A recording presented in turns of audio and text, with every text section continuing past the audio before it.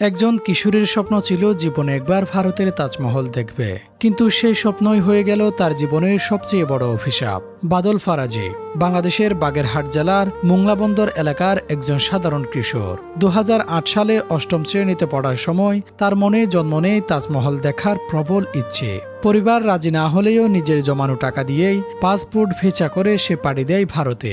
2008 সালে 13 জুলাই যশোরের হারিদাসপুর সীমান্ত দিয়ে ভারতে প্রবেশ করতেই ঘটনার মোড় পাল্টে যায়। ভারতীয় সীমান্তরক্ষী বাহিনী তাকে আটক করে। তার বিরুদ্ধে অভিযোগ ওঠে ডাকাতি ও খুনের মামলায় জড়িত থাকার। কিন্তু বাদলের দাবি ছিল একটাই, সে নির্দোষ, সে শুধু তাজমহল দেখতে এসেছিলেন। আইনজীবী ও মানবাধিকার কর্মীদের দাবি, নাম মিল থাকার কারণে বাদল সিং নামের এক আসল আসামির জায়গায় ফাঁসানো হয় বাংলাদেশি কিশোর বাদল ফারাজিকে। 2015 সালে দিল্লির আদালত তাকে যাবজ্জীবন কারাদণ্ড দেয়। পরে সেই রায় বহাল থাকে দিল্লির হাইকোর্টেও। এরপর শুরু হয় দীর্ঘ বন্দী জীবন ভারতের কুখ্যাত তিহার কারাগারে।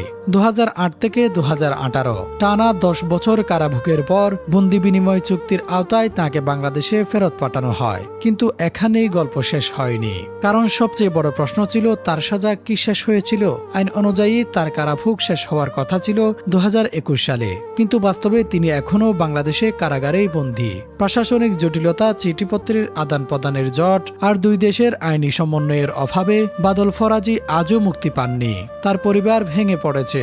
2011 সালে মা শেফালি বেগম মারা যান। পরে চলে যান বাবা আব্দুল খালেক ফারাজিও। আজ বাদলের ঘরে কেউ নেই, আছে শুধু এক নীরব অপেক্ষা, কখন সে মুক্ত হবে। বাদল কারাগারে থেকেও থেমে থাকেনি। সে মাধ্যমিক, উচ্চ মাধ্যমিক পাশ করেছে। ইন্দিরা গান্ধী মুক্ত বিশ্ববিদ্যালয় থেকে অর্জন করেছে স্নাতক ডিগ্রি।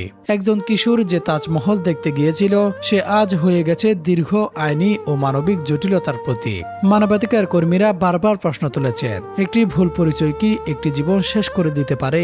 আজও সীমান্তের দুই পাশে আইনের ফাইল আর কাগজের ভেতরে হারিয়ে যাচ্ছে বাদল ফারাজির স্বাধীনতা। তার মা একসময় বলেছিলেন, আমি শুধু একবার আমার ছেলেকে বুকে জড়িয়ে ধরতে চাই, কিন্তু সেই আকুতি আজও অপূর্ণ। এই গল্প শুধু একজন বাদলের নয়, এটা সীমান্ত, আইন আর মানবিকতার মাঝে হারিয়ে যাওয়া একটি পুরো প্রজন্মের প্রশ্ন। তাজমহল দেখতে গিয়ে যে স্বপ্ন শুরু হয়েছিল, সে স্বপ্ন আজও শেষ হয়নি, শুধুই আটকে আছে। Desk report, true news.